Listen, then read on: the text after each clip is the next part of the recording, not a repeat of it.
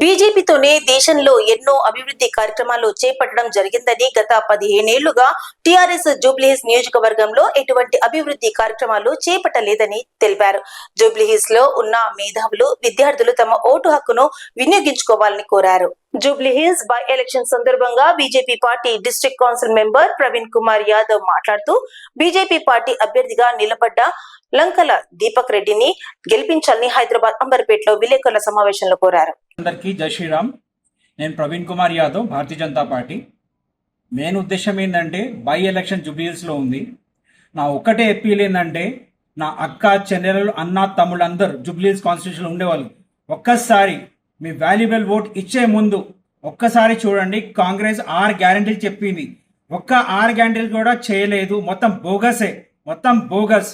పాత గవర్నమెంట్ 10 సంవత్సరాలు రూల్ చేసింది, మొత్తం స్కామ్లే స్కాము. ఒక డెవలప్మెంట్ లేదు 10 సంవత్సరాల్లో జూబ్లీహిల్స్ కాన్స్టిట్యూన్సీ. ఒక డెవలప్మెంట్ లేదు.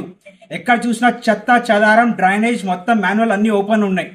ఇప్పుడు కూడా అట్లనే ఉంది, పైన సింగారం లోపల లోటారమే.